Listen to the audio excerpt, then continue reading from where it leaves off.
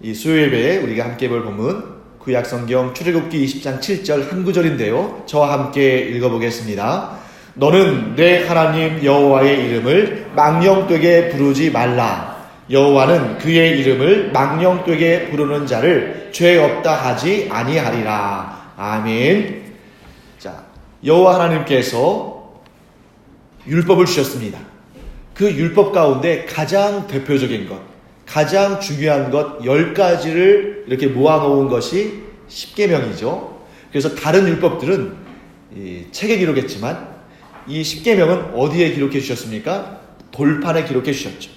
왜 돌판이겠습니까? 물론 돌도 언젠가는 마모되고 깨지고 부서질 수 있습니다만 그만큼 이 지상에 존재하는 것들 가운데 가장 오래 존재하는 것 중에 하나잖아요. 그래서 잊지 말라고 이 두 돌판에, 언약의 두 돌판에 십계명을 새겨서 주셨습니다. 자, 그런데 여러분, 그 중에 세 번째 계명이 뭐라고요? 여호와 하나님 여호와의 이름을 망령되게 부르지 말라. 이 계명을 우리에게 주셨습니다. 자, 그렇다면 우리는 이렇게 정리할 수 있겠죠. 우리는 하나님 여호와의 이름을 망령되게 부르면 됩니까? 안 됩니까? 안 됩니다. 그러면 하나님 여호와의 이름을 망령되게 불러서는 안 되는 것이 단지 우리 입에서 나오는 말뿐일까요? 그렇지 않다는 거죠. 그래서 우리가 하나님 여호와의 이름을 망령되게 부르지 않는 것의 범위를 한번 설정해 봐야 됩니다. 첫째, 가장 단순하게 말하면 우리 입에서 나오는 그 언어가 여호와 하나님 여호와의 이름을 망령되게 일컫는 말이 나와서는 안 되겠죠. 그러니까 실수로라도 혹은 장난으로라도 혹은 유머로라도 우리가 웃기기 위해서라도 서로 웃기 위해서라도 하나님 여호와의 이름을 장난식으로 혹은 이렇게 함부로 재밌거리로 불러서는 안 된다는 거예요. 그래서 우리가 항상 특히 우리 설교자들 우리 교회로 따지면 저도 있고 우리 김지선 목사님도 있고 우리 이현아 선생님도 있습니다만 우리가 항상 마음속에 새기고 있는 것 중에 하나가 뭐냐면 설교 시간에 하나님 말씀 전할 때에 성도들을 웃기기 위해서 분위기 띄워보려고 하나님에 관한 농담을 하는 것은 이건 굉장히 최악의 방식입니다. 항상 우리는 부지불식간에라도 하나님 여호와 하나님의 이름을 함부로 망령되게 농담거리로 이렇게 해서는 안 됩니다. 근데 이것은 설교자들, 목회자들에게만 해당하는 것이 아니에요. 성도들끼리 모여있을 때, 또 안 믿는 사람과 함께 있을 때조차도 결코 하나님의 이름을 농담의 소재로 혹은 장난의 소재로 삼아서는 안 됩니다. 하나님 뭐라고 하셨습니까? 그의 이름을 망령되게 부르는 자를 죄 없다 하지 아니하리라. 여러분, 죄 없다 하지 아니하라는 말은 무슨 뜻이에요? 죄가 있다는 거죠. 우리가 그렇게 장난 삼아서 하나님의 이름을 부르다가 죄짓고 하나님의 징벌받는 그런 안타까운 일 경험하지 않기를 간절히 축원합니다. 그래서 우리는 자다가도 누가 옆구리를 이렇게 찔러도 하나님의 이름에 대해서는 거룩함을 담아내는 여러분과 제가 되기를 간절히 축복합니다. 또한 입으로 나오는 언어로만 망령되게 일컫지 않으면 되는 게 아니에요. 귀에 들리지 않는 소리. 뭡니까? 생각이죠. 우리의 마음이나 우리의 두뇌나 우리의 정신이나 우리의 영혼이나 그 어떠한 분야에 있어서도 우리는 결코 여호와 하나님 여호와의 이름을 망령되게 일컬어서는 안 되는 것입니다. 또 한 가지 더 말씀드리겠습니다. 이것은 우리 자신의 문제라면 또 다른 문제가 있어요. 그건 뭐냐면 나는 아니지만 누군가가 하나님의 이름을 망령되게 부를 때에 그것을 못 본 척하거나 혹은 동조하거나 방치해서는 안 된다는 것입니다. 다른 건 몰라도 이거 하나는 우리가 똑부러지게 말할 수 있어야 돼요. 무엇입니까? 누군가가 하나님의 이름을 망령되게 말할 때 거기에는 우리가 반드시 대적해야 되는 것입니다. 다른 건 모르지만 다른 모든 것에 있어서는 온유하고 양보하고 져줄 수 있지만 하나님의 이름을 망령되게 일컫는 자들의 말을 우리는 결코 좌시해서는 안 되는 것이죠. 분명히 우리의 마음을, 우리의 생각을 표현해야 됩니다. 그게 무엇입니까? 하나님의 이름은 거룩하시다.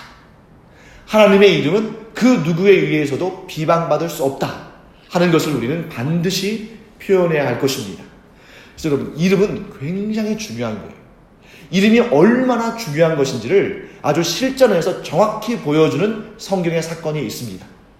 그 사건을 우리가 한번 본문의 말씀을 우리가 한번 살펴볼 텐데요. 자막이 준비되어 있죠. 사무엘상 17장 43절부터 45절까지 말씀을 우리가 함께 보도록 하겠습니다. 자, 43절부터 45절까지 함께 읽어보겠습니다. 블레셋 사람이 다윗에게 이르되 내가 나를 개로 여기고 막대기를 가지고 내게 나아왔느냐 하고 그의 신들의 이름으로 다윗을 저주하고 그 블레셋 사람이 또 다윗에게 이르되 내게로 오라 내가 내 살을 공중의 새들과 들짐승들에게 주리라 하는지라. 다윗이 블레셋 사람에게 이르되 너는 칼과 창과 단창으로 내게 나아오거니와 나는 만군의 여호와의 이름 곧 내가 모욕하는 이스라엘 군대의 하나님의 이름으로 내게 나아가노라. 아멘. 여러분, 여기서 구체적인 이름 나오지 않고 블레셋 사람이라고 표현되어 있는데 이 블레셋 사람이 누굽니까? 골리앗이죠. 골리앗과 다윗의 대결의 현장을 지금 보여주고 있습니다. 자, 블레셋 사람 골리앗이 다윗에게 네가 나를 개로 여겨서 목자들이 가지고 있는 양치는 목자들이 가지고 있는 그 막대기를 들고 나한테 나왔느냐 하면서 뭐라고 말하냐면 그의 신들의 이름으로 다윗을 저주했다라고 되어 있습니다. 이에 대해서 다윗은 어떻게 또 응대했냐면 그는 골리앗에게 다윗이 이렇게 말합니다. 나는 만군의 여호와의 이름 곧 내가 모욕하는 이스라엘 군대의 하나님의 이름으로 내게 나아가노라. 자, 골리앗도 다윗도 지금 어떤 것을 가지고 서로 대적하며 나아갑니까? 이름을 가지고. 골리앗은 어떤 이름을 가지고 나아갑니까? 자기가 섬기는 블레셋의 신들의 이름으로. 복수예요. 왜냐면 다신교니까. 골리앗이 의지하는 자는 블레셋의 신들입니다. 그래서 그 블레셋의 신들의 이름으로 나가고 있고 다윗은 어떻게 나가고 있습니까? 여호와 하나님의 이름으로 나갑니다. 자, 여러분, 우리는 이 구절을 통해서 이름이라는 것이 단지 어떤 대상을 지칭하는 호칭에 불과한 것이 아니라 이름이 곧 존재 자체를 의미한다는 것을 알 수 있어요. 그렇기 때문에 지금 골리앗이 자신이 섬기는 이 블레셋의 신들의 이름으로 다윗을 저주하는 순간, 또한 다윗은 여호와 하나님의 이름으로 이에 대해서 응대하는 순간 이미 이 싸움은 골리앗과 다윗 사이의 싸움이 아닙니다. 또한 이 싸움은 블레셋과 이스라엘 사이의 나라와 나라 사이의 전쟁도 아닙니다. 그들이 신들의 이름 그리고 하나님의 이름을 부르는 순간 이 싸움은 어떤 싸움이 된 거예요? 신들 간의 싸움이 된 것입니다. 왜 그렇습니까? 이름을 불렀으니까. 그래서 이름은 우리가 그렇게 쉽게 생각할 것이 아니라는 거죠. 특히 신의 이름은 신의 존재 자체를 의미합니다. 그래서 여러분, 다윗이 자신의 키보다는 제 생각엔 대략 한 2배쯤 컸을 것 같아요. 왜냐하면 이 당시에 다윗은 아직 이스라엘의 정규군에 편성될 수도 없는 아직 미성년자잖아요. 그리고 그 당시의 키가 그렇게 막 그 평균 키가 컸을 것 같지가 않아요. 그런데 그때의 골리앗은 거의 키가 280cm에서 3m 가까이 됐습니다. 그러니까 아마 키로는 다윗의 대략 2배쯤 됐을 거예요. 여러분, 키가 2배면 몸무게는 몇 배일까요? 키가 2배면 몸무게가 2배가 아닙니다. 질량은 더 커지죠. 그래서 체중으로 따지면 거의 한 4배 정도 됐을 거예요. 그런데 이 작은 다윗이 큰 골리앗을 대상으로 해서 승리를 거둘 수 있었던 근거는 무엇일까? 그 이유는 무엇일까? 어떤 사람들은 이렇게 생각할 수 있어요. 다윗이 어려서부터 이 초지에서 양들을 키울 때 이 곰이나 사자가 달려와서 자기들의 양떼를 물어갈 때 그걸 공격을 해야 하잖아요. 그러니까 어려서부터 이 물맷돌을 던지는 기술을 참 연마해서 그 기술 때문에 승리했다. 여러분, 아닙니다. 실제로 골리앗은 이 온 몸을 철 갑옷으로 감싸 안고 있었어요. 그리고 엄청난 큰 방패로 자기 몸을 가리고 있었습니다. 그래서 골리앗은 자기가 방패를 든 것이 아니라 골리앗의 방패를 드는 사람이 따로 있었어요. 그 앞에 나가면서 이렇게 막아주는 겁니다. 그런데 이 다윗이 던진 이 물맷돌이 이 골리앗의 급소에 정확하게 맞은 것은 다윗의 실력이 좋아서도 아니고 다윗이 운이 좋아서도 아니고 무엇 때문이에요? 하나님께서 하신 일이죠. 왜? 다윗이 하나님의 이름으로 골리앗을 향해 나갔으니까. 이 싸움은 다윗의 싸움이 아니라 누구의 싸움이 되는 것입니까? 하나님의 싸움이 되는 것이었습니다. 자, 이처럼 이름은 아주 중요한 의미를 갖고 하나님에게 있어서 하나님의 이름은 하나님의 존재 자체를 의미하는 것입니다. 여러분, 사람에게도 이름이 굉장히 중요하잖아요. 그래서 여러분, 우리 오늘날 다른 사람의 이름 함부로 이용해서는 큰일 나죠. 그래서 다른 사람의 이름을 가지고 놀리거나 또 이렇게 했을 때 명예훼손죄에 걸릴 수도 있고, 다른 사람의 이름을 도용해서 또 무슨 범죄를 저질렀을 때는 명의도용죄에 걸릴 수 있고, 또 다른 사람의 이름을 가지고 경제적인 이익을 또 얻으면서 그렇게 했을 때는 또 사기죄에 해당할 수 있죠. 사람의 이름도 이렇게 중대한 의미를 가지고 있는데 하물며 하나님의 이름은 얼마나 중요한 것인가 하는 것을 우리는 알게 됩니다.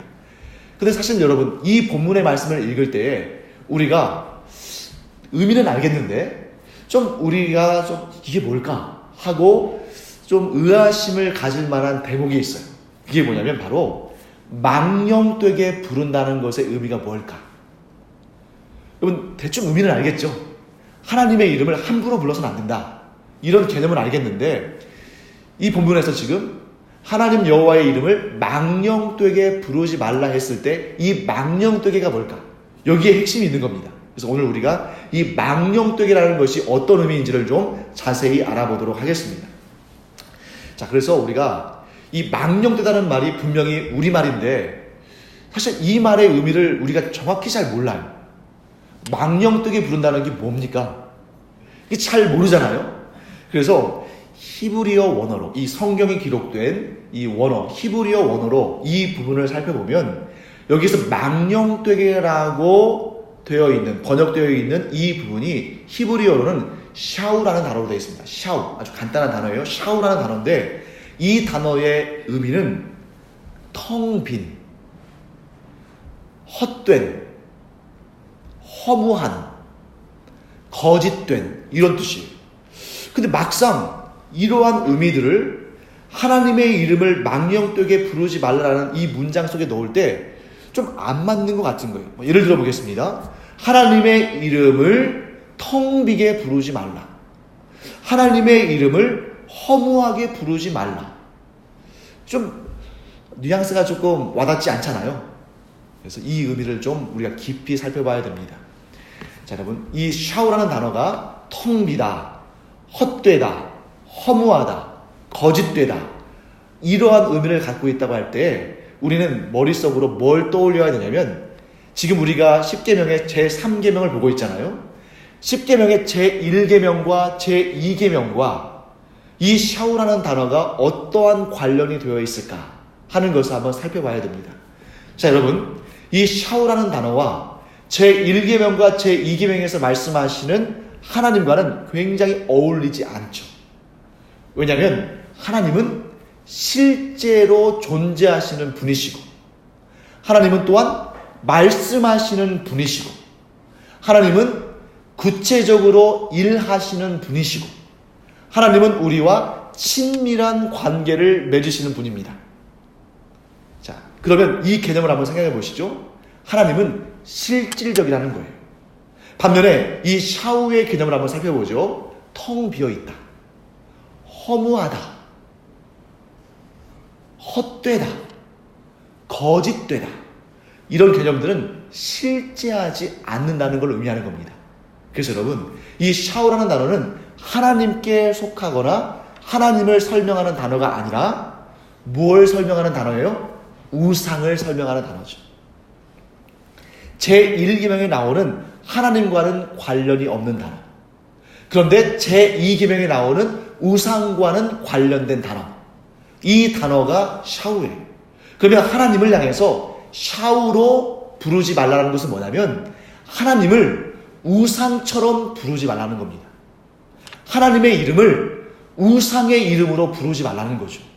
왜요? 우상은 텅 빈 존재고, 우상은 허무한 존재고, 우상은 거짓된 존재이기 때문에 하나님의 이름을 그런 식으로 우상을 부르듯이 부르지 말라라고 말씀하시는 것입니다. 한번 실제로 생각해 보시죠. 우상은 뭡니까? 나무를 깎아서 만들거나 돌을 새겨서 만들거나 금속을 녹여서 만들거나 하는 겁니다. 그런데 그 우상은 실제로 신입니까? 아니잖아요. 한마디 말도 못하고 1cm도 움직이지 못하고 어떤 능력도 행하지 못합니다. 그러니까 우상은 그야말로 텅 빈 존재고 허무한 존재고 헛된 존재고 거짓된 존재입니다. 그렇기 때문에 많은 사람들이 이 우상을 섬기는 삶을 살면서 하나님도 우상처럼 여기는 그런 위험성에 빠질 수 있다는 거죠. 지금 이스라엘 백성들이 이제 이 십계명을 받고 영적으로 무장된 다음에 이 출애굽 여정을 마치고 가나안 땅에 들어가야 됩니다. 가나안 땅에 들어가기 전에 하나님께서 율법과 십계명으로 그들의 삶의 모든 부분들을 이렇게 거룩하게 미리미리 준비시켜 주시는 거예요. 그런데 이들이 나중에 가나안 땅에 들어가게 되면 이제 실전에 들어가야 됩니다. 그 실전의 공간에 많은 이방 족속들이 있는데 그들은 전부 어떤 사람들이에요? 우상을 섬기는 사람들. 그들과 겸하여 살면서 이스라엘 사람들이 어떻게 오염될 수 있는지를 하나님은 아신 겁니다. 우상을 섬기는 사람들 사이에서 이스라엘 사람들이 하나님을 버리진 않았어요. 그런데 어떻게 했습니까? 더 끔찍한 죄악. 하나님과 우상을 겸하여 섬긴 것입니다. 이렇게 하나님과 우상을 겸하여 섬기다 보면 어떤 위험성이 발생하냐면 하나님의 거룩하신 이름을 우상들을 부를 때처럼 부를 수 있다는 거죠. 그러니까 하나님을 우상처럼 대할 수 있다는 겁니다. 하나님은 얼마나 그것을 기분 나쁘게 여기시는지 몰라요. 왜 하나님께서 두 번째 계명으로 우상을 만들지 말라고 하셨겠습니까? 하나님 자존심 상하신 것입니다. 진짜 신이 여기 있는데 왜 가짜 신을 만들어서 그들 앞에 절하느냐? 진짜 신에 대한 합당한 거룩한 이름이 있는데 왜 가짜 신에게 붙이는 그 더럽고 추악한 이름을 그런 방식으로 하나님을 부르려 하느냐? 하나님께서 그것을 막으시는 것입니다. 사랑하는 성도 여러분, 사람들이 왜 우상을 만들었을까요? 아주 간단합니다. 하나님을 섬기기 싫기 때문입니다. 하나님이 귀찮은 존재로 여겨진 거예요. 왜? 하나님은 요구하는 게 많거든요. 거룩하게 살라고 요구하거든요, 하나님은. 그런데 우상은 결코 거룩한 삶을 요구하지 않습니다. 우상은 뭘 요구할까요? 하나님을 떠나서 자기 마음대로 살면서 타협하는 거예요. 겉으로는 우상을 섬기는 것처럼 하지만 속마음으로는 누구를 섬깁니까? 자기를 섬기죠. 서로 좋자는 거예요. 너희들이 나를 섬기는 것처럼 해줘라.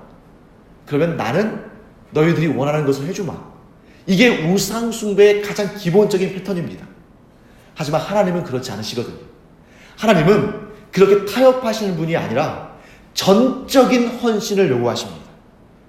전적인 거룩한 삶, 전적으로 하나님만 섬기는 삶, 전적으로 하나님 외에 다른 것을 두지 않는 삶을 요구하시고 그것을 이루었을 때 하나님은 은혜와 복을 베풀어 주시는 것입니다. 타협하거나 거래하는 것이 아니에요. 사랑하는 성도 여러분, 하나님의 이름을 망령되게 부르지 않는다는 것은 오직 하나님만을 하나님으로 대접하는 것이고 오직 하나님만을 유일한 신으로 섬기는 것이고 하나님께서 받으시기에 합당하신 그 거룩한 이름으로 하나님께 영광 올려드리는 것입니다. 그래서 여러분, 하나님께서는 하나님의 이름이 영광을 받으시기를 원하신다는 겁니다. 이것을 너무 이 경건한 유대인들이 하나님의 이름이 거룩히 여기심을 받고 혹여라도 실수로라도 하나님의 이름을 망령되게 부를까봐 이 경건한 유대인들은 매우 조심했어요. 그래서 그들은 혹시라도 실수로라도 하나님의 이름을 망령되게 부를까 봐서 이 조심성이 너무 지나치다 보니까 하나님의 이름을 부르지 않기 시작했습니다. 혹시라도 실수할까 봐, 혹시라도 부지불식간에 하나님의 이름을 망령되게 부를까 봐 아예 안 부르기로 한 거예요. 그래서 하나님을 지칭할 때 뭐라고 합니까?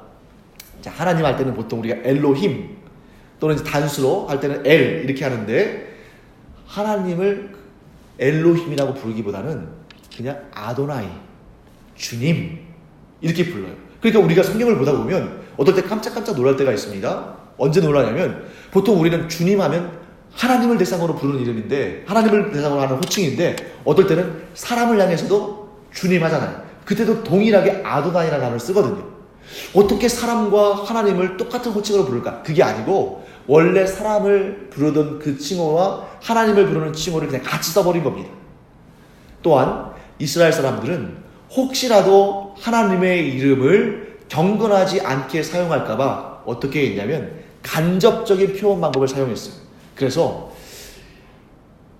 누가복음 있죠, 여러분? 누가복음은 이 복음서들이 일단 어떠한 그 복음서가 읽혀진 대상들이 어느 정도 정해져 있었는데, 누가복음은 보통 이방인들, 그리스도인들을 대상으로 좀 쓰여진 책입니다.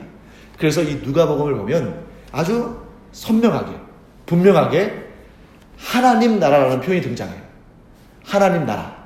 그런데 이 유대인들을 대상으로, 주로 유대인들을 대상으로 기록된 마태복음에는 하나님 나라라는 표현 대신에 천국, 곧 하늘나라라는 표현이 등장합니다. 그러면 하늘나라 따로 있고 하나님 나라 따로 있을까요? 아니죠. 같은 거예요. 그런데 이 유대인들은 너무 경건에 지나쳐서 혹시라도 실수라도 하나님의 이름을 함부로 부를까봐 아예 이렇게 대치해버린 겁니다. 그러면 여러분, 하나님은 하나님의 이름이 불려지는 것을 막으셨을까요? 그렇지 않아요. 만약에 하나님께서 하나님의 이름이 불려지는 것을 원치 않으셨다면 하나님의 이름을 아예 계시하지 않으셨을 겁니다. 하나님께서 사람들이 내 이름 부르는 거 나 원치 않아, 쟤들이 내 이름 부를 때 제대로 안 부를 것 같아, 그러면 하나님께서 아예 하나님의 이름을 감추셨을 거예요.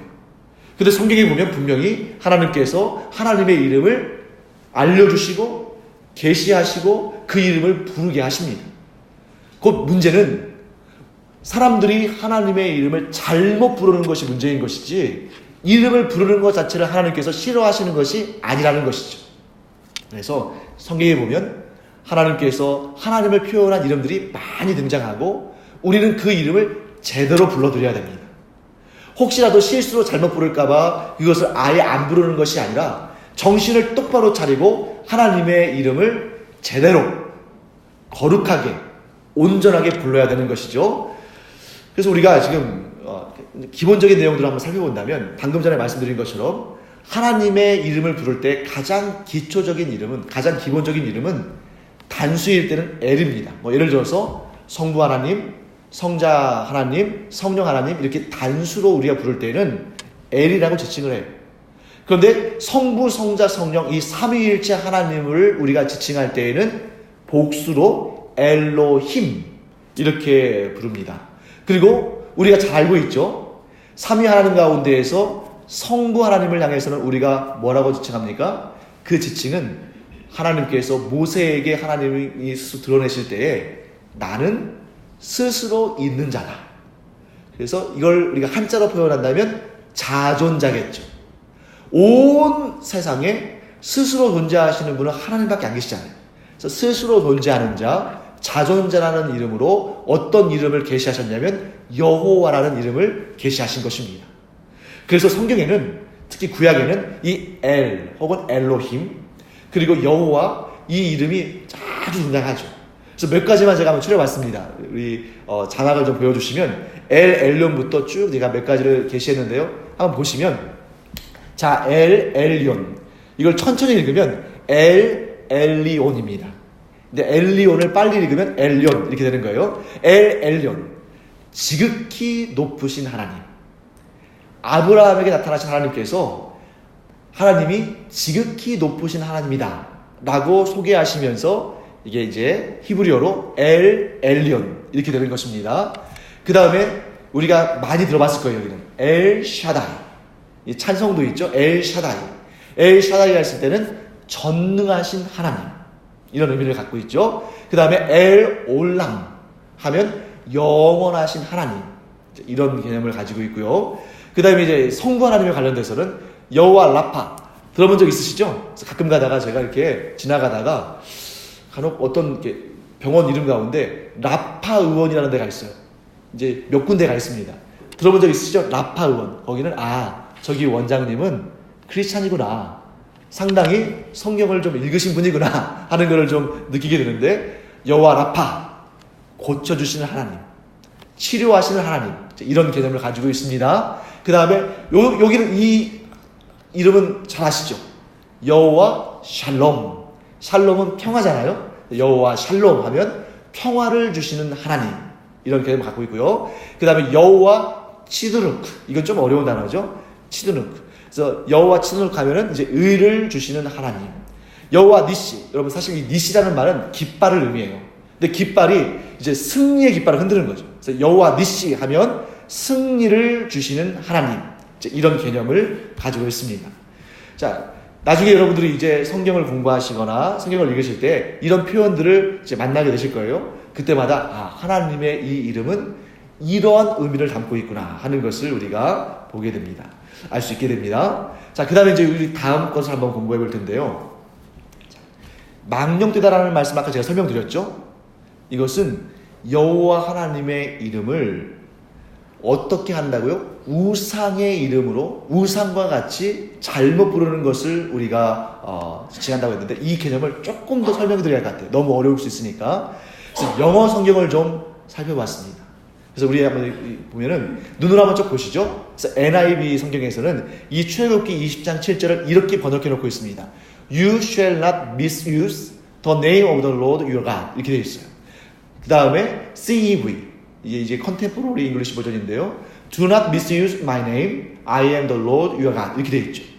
두 번역이 완전히 일치하지 않지만 이 망령되게 부르다라는 이 표현에 있어서는 같은 단어를 씁니다. 어떤 단어입니까? misuse. 그래서 이 use라는 단어가 사용하다는 단어죠. 이용하다, 사용하다. 근데 그 앞에 접두어 mis, mis를 붙이면 잘못된 거잖아요. 예를 들면 mistake랄지 이렇게 이 문제가 생기는 거죠. 그래서 영어 성경에서는 하나님의 이름을 망령되게 부른다는 것을 이렇게 간단하게 설명을 놨습니다. 그래서 뭐예요? 하나님의 이름을 잘못 사용하지 말라. 자, 그러면 우리는 여기에서 생각해 봐야겠죠. 어떤 것이 여호와 하나님의 이름을 잘못 사용하는 것일까? 제가 거기서 세 가지 정도로 한번 정리해 봤습니다. 어떻게 하는 것이 하나님의 이름을 잘못 사용하는 것인가? 미스유스 하는 것인가? 자, 첫째, 하나님의 이름을 걸고 거짓 맹세하는 것입니다. 거짓말 자체도 하나님 앞에 죄인데 그 거짓말을 하면서 하나님의 이름을 이용하는 것은 그 단순한 거짓말 정도가 아니라 하나님의 엄청난 진노하심을 얻게 되는 그런 죄라는 것이죠. 그래서 하나님의 이름을 걸고 거짓 맹세하는 것. 이것이 대표적인 하나님의 이름을 망령되게 부르는 그러한 일입니다. 자, 왜 그러냐면 왜 거짓 맹세를 할까요? 사람들을 속이기 위해서 그런 거죠. 사람들을 속이기 위해서 거짓 맹세를 하는데 이 거짓 맹세를 할 때 나 혼자만의 말로 얘기하면 사람들이 잘 안 믿어줘요. 그러니까 보통 빚을 질 때도 빚을 질 때도 보증이 필요하듯이 거짓 맹세할 때도 보증인이 있고 증인이 있으면 이 넘어가기가 더 쉬운 거죠. 그런데 이 사람은 지금 누군가를 속이기 위해서 거짓말을 하는데 그때 누구를 증인으로 부른 겁니까? 하나님을. 그 악한 죄를 저지르는데 하나님을 공범자로 만들겠다는 거예요. 거룩하신 하나님을 끌어다가 자기의 죄악의 공범자로, 자기의 거짓말의 거짓 증인으로 세우겠다는 겁니다. 여러분, 이처럼 뻔뻔한 일이 어디 있고 이처럼 악한 일이 어디 있겠습니까? 그러므로 하나님께서는 분명히 이렇게 하나님의 이름을 걸고 거짓 맹세하는 자를 결코 죄 없다 하지 않으시고 진노하신다 하는 것을 우리가 이 내용을 통해서 알 수 있게 되는 거죠. 다시 한번 정리해 보겠습니다. 하나님의 이름을 망령되게 부른다는 것 중에 대표적인 것 무엇이 있었습니까? 하나님의 이름을 도용해서 하나님의 이름을 걸고 하나님을 자기의 거짓 맹세의 공범자로 삼아서 거짓을 행하는 것, 거짓 맹세를 하는 것, 이것이 하나님의 이름을 망령되게 부르는 가장 대표적인 것 중에 하나다 하는 것을 알 수 있습니다. 자, 두 번째, 하나님의 이름을 망령되게 부르는 것의 두 번째는 뭐냐면 하나님의 이름으로 누군가를, 특별히 여기에서는 죄 없는 자를 저주하는 것입니다. 그래서 저는 이걸 이렇게 표현하고 싶습니다. 하나님의 이름을 걸고는 맹세도 하지 말아야 되지만 하나님의 이름을 걸고는 저주하지도 말라. 근데 성경을 보다 보면 가끔씩 깜짝깜짝 놀랄 때가 나와요. 뭐냐면 여호와 하나님의 이름을 걸고 저주하는 내용들이 많이 등장합니다. 시편에도 그렇고요, 역사서에도 그렇고 하나님의 이름을 걸고 저주하는 경우들이 등장해요. 그런데 그때마다 하나님께서 너 왜 내 이름을 걸고 저주했냐 이렇게 묻지는 않으셔요. 그러니까 어떤 경우는 하나님의 이름을 걸고 저주하는 것이 하나님께서 허락하시는 경우들이 있습니다. 어떤 경우일까요? 그 대상이, 저주를 받는 대상이 하나님 앞에 그만한 죄를 지었을 때, 하나님의 영광을 훼손하고 하나님의 뜻을 저버리고 이스라엘 백성들을 죄악된 길로 이끌고 가고 적그리스도 역할을 하는 것 같은 그러한 때에 하나님의 이름으로 저주하는 것을 하나님께서 허용하실 때가 있습니다. 그런데 왜 저는 예수님 말씀처럼, 예수님께서 하나님의 이름을 걸고 맹세하지 말라고 하셨잖아요. 사실 이 맹세의 내용이 좋은 내용이라면 하나님의 이름 걸고 맹세하는 것 괜찮죠. 그런데 왜 예수님께서 그런 말씀하셨냐면 우리는 완벽할 수 없는 사람이니까, 우리가 하나님이 아니니까. 우리가 만약 하나님이라면 정말 티끌만한 실수도 없이 모든 일을 행할 텐데, 여러분과 제가 잘 알잖아요. 목사인 저도 옳지 못할 때 매우 많습니다. 여러분들이 그냥 눈 감고 넘어가 주셔서 그나마 지나가는 거지, 저에게도 허물이 많고 부족한 점이 많고 단점도 많고 문제도 있죠.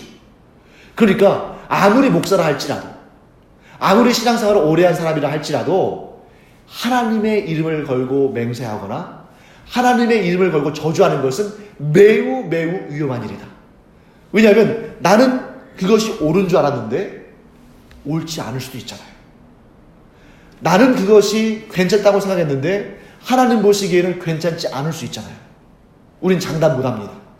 그렇기 때문에 하나님의 이름을 걸고 저주하는 일은 올바르지 않다는 거죠. 이런 경우 우리 굉장히 조심해야 되는 것입니다. 사랑하는 성도 여러분, 그러면 오늘 이제 마지막으로 하나님의 이름을, 아까는 우리 미스유스를 봤잖아요. 하나님의 이름을 오용하는 것, 하나님의 이름을 바르게 사용하지 못하는 것, 이런 경우를 봤다면 이제 마지막으로 우리는 뭘 알아야 되냐면, 그러면 우리는 하나님의 이름을 어떻게 하면 바르게 부를 수 있을까? 우리가 하나님의 이름을 바르게 부르는 것은 어떤 것일까? 이걸 우리가 살펴보겠습니다. 하나님의 이름은 온전한 예배의 대상이 되어야 됩니다. 하나님의 이름은 온전한 예배의 대상. 그래서 여러분, 우리가 하나님께 예배할 때 영과 진리로 예배하잖아요. 우리의 영이 온전히 하나님의 거룩하신 이름을 찬양하는 것, 여기에서부터 예배가 시작될 것입니다. 우리가 하나님의 거룩하신 이름을 온전히 찬양하지 못한다면 예배는 이미 출발부터 잘못된 거예요. 그래서 우리에게 꼭 기억하기 바랍니다. 우리의 예배의 출발점은 거룩하신 하나님의 이름을 온전히 찬양하며 예배할 때 시작된다 하는 것을 기억하기 바랍니다. 자, 두 번째, 하나님의 이름을 어떻게 하면 우리가 바르게 부를 수 있을까? 온전히 하나님만 의지하고 소망하며 우리의 기도를 하나님께만 올려드리는 겁니다. 그때 우리가 하나님의 이름을 제대로 부르는 거예요. 자, 아까 제가 말씀드렸을 때 하나님께서 가장 싫어하시는 것이 무엇인가? 여러분, 하나님께서 가장 싫어하시는 것은 우상 숭배하는 것이 아닙니다. 보통은 하나님께서 제일 싫어하시는 것이 우상 숭배하는 것이라고 생각할 수 있는데 그게 아니에요. 하나님께서 가장 싫어하시는 것은 우상 숭배가 아니라 하나님과 우상을 겸하여 섬기는 겁니다. 그때 하나님께서는 가장 자존심 상해하셔요. 가장 기분 나빠하십니다. 차라리 네가 나를 안 섬길 거면 우상 섬겨라 이렇게 하실 수 있는데 우상 섬기는 사람들은 너희 세계에 사는 것이다. 그런데 하나님을 섬기면서도 우상을 겸하여 섬긴다는 것은 하나님을 모르는 것이 아니라, 그러니까 우상을 섬기는 사람들 가운데는 하나님을 몰라서 못 섬기는 경우도 있어요. 그런데 하나님과 우상을 겸하여 섬긴다는 것은 하나님을 알면서도 하나님을 우상과 동급으로 놓고 있다는 것이죠.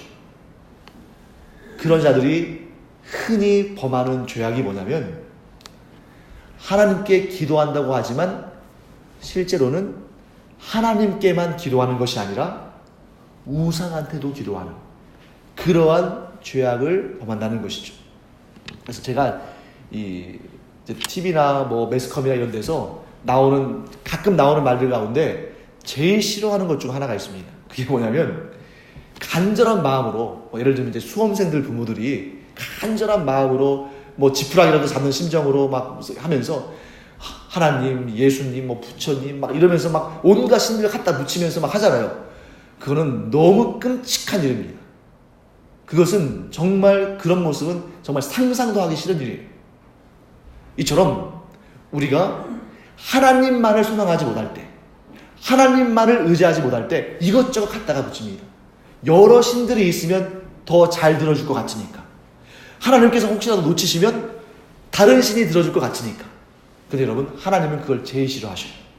그래서 하나님의 이름을 제대로 부르는 것 중에 하나는 뭐냐면 우리의 기도가 온전히 하나님께만 향해 한다는 것이죠. 세상의 다른 것들, 다른 신들, 내가 원하고 바라는 다른 것들, 그것들을 내가 의지하고 소망하는 것이 아니라 오직 하나님만 소망하며 하나님의 이름을 부르는 것.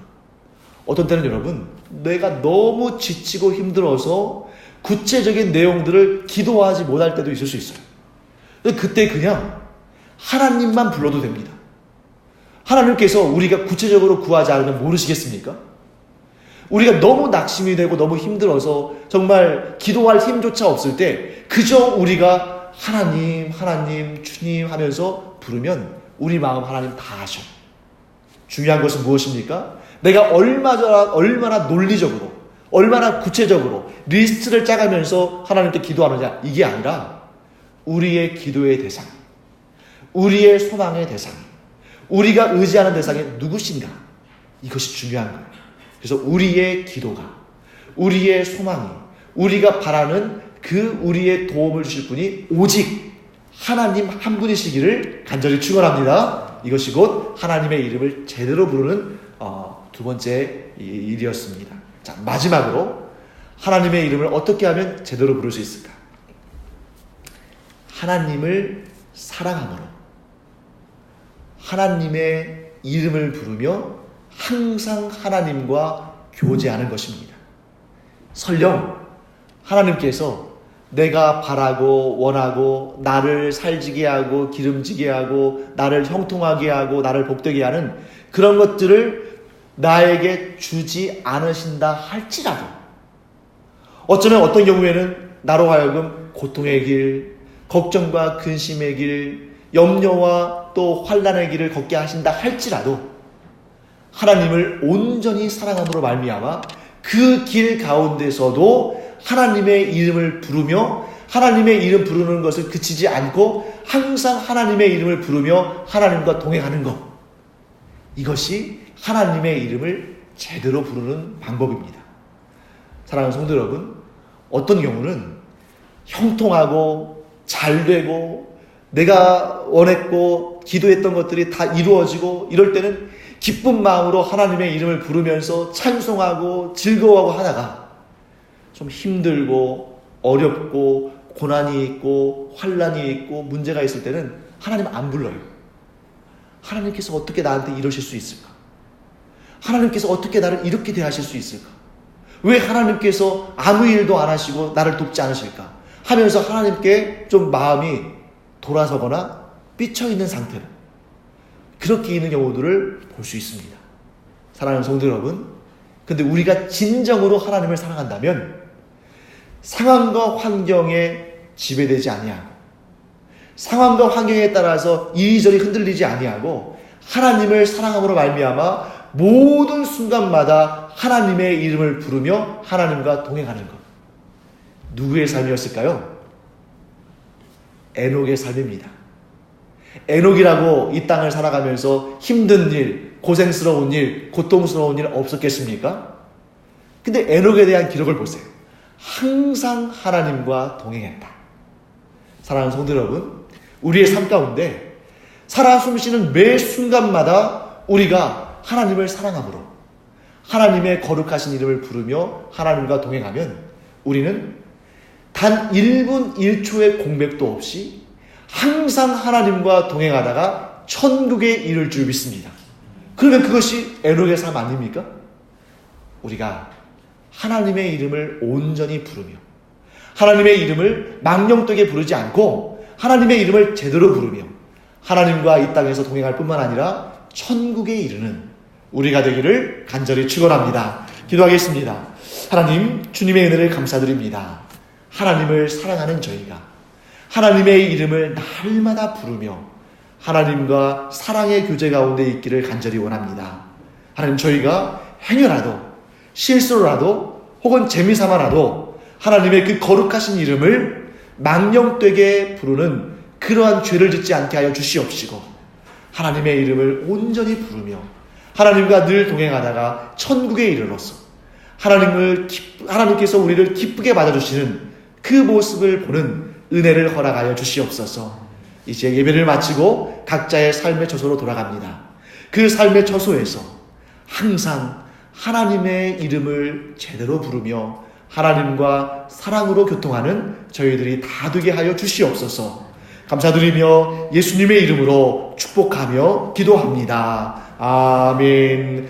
이제는 우리 주 예수 그리스도의 은혜와 하나님 아버지의 무한하신 사랑과 성령의 감동, 감화, 위로, 교통하심이 이 시간 그 어떤 경우에도 하나님의 이름을 망령되게 부르지 않고 항상 하나님께서 기뻐하시는 뜻대로 하나님의 거룩하신 이름을 부르며 하나님과 교제하며 하나님과 함께 걷기를 원하는 주님의 존귀한 자녀들 위에 이제로부터 영원토록 함께 있을지어다. 아멘.